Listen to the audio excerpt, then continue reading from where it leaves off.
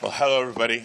I want to thank you all for being here. I know this is not the beginning of the movement. It started many, many years ago, but I want to thank all the dreamers who are here, all the advocates and allies who are here, because we believe in the American dream.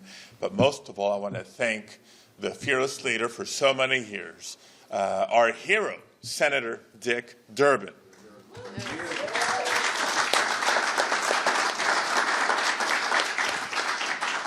As he said, nearly 25 years he's been at this. But let me be clear. Today we're not just announcing the reintroduction of the Dream Act. But what does that mean? The reintroduction of the Dream Act means the dream is still alive. That's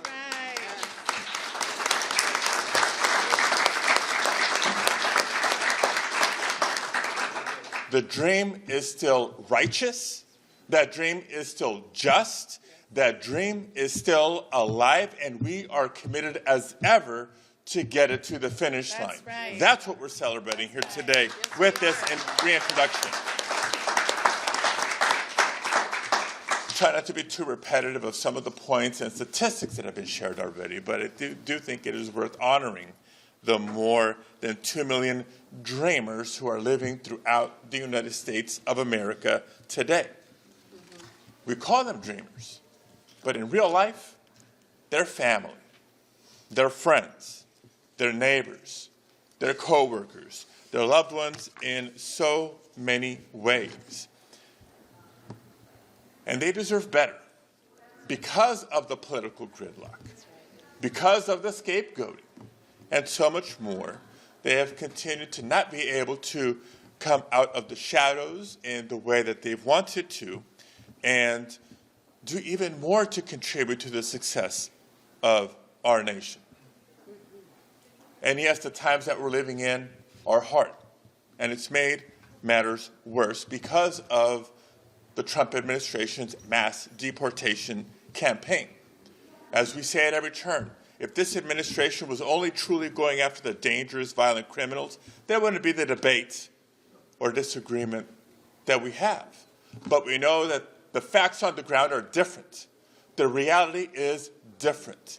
The vast majority of people who have been stopped, who have been detained, who have been arrested, many deported and too many without due process, are not those dangerous, violent criminals.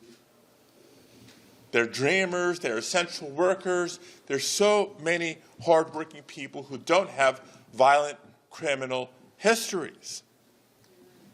And it's important for the public to recognize that. It includes people like Javier Diaz-Santana, a DACA recipient who happens to be deaf. He cannot hear, but he was stopped and detained by federal agents while working at a car wash in Los Angeles. And when armed officials handcuffed him and they took away his cell phone, they left him without a way to be able to communicate. That is not right.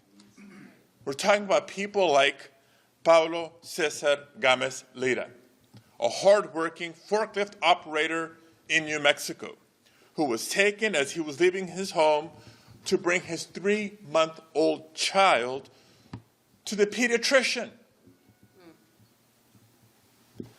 So no, Trump administration, don't tell us that you're only going after the worst of the worst when you're going after hard-working dreamers that deserve better. Dreamers don't deserve to live in fear. Dreamers deserve to receive protection and a pathway to citizenship.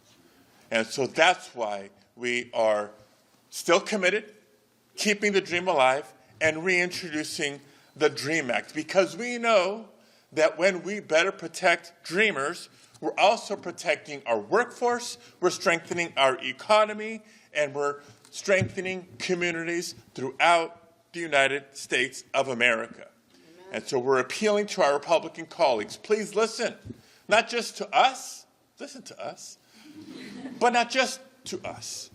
Listen to your own constituents. Listen to the overwhelming majority of both Democrats and Republicans, as well as independents throughout the country, who support the DREAM Act. They know it's good for communities, good for families, and good for our country. And let's get it done as quickly as possible.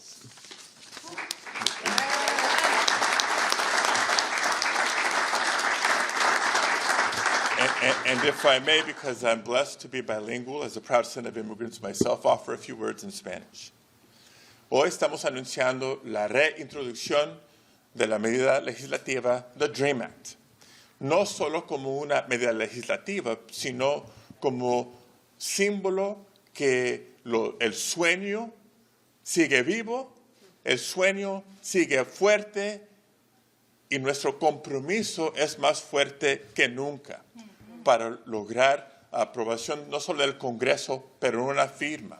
Sabemos que el público está en favor de mejor tratamiento para los Dreamers. Y especialmente en este tiempo tan difícil en comunidades, en todas áreas del país, en Chicago, en Los Ángeles, Carolina del Norte, New Orleans, Portland, and so many more. This mass deportation agenda by the president, la agenda de deportación del presidente, no es justa, porque la gran mayoría de personas que han sido detenidos, arrestados y deportados no son los criminales violentos que Donald Trump dice que son.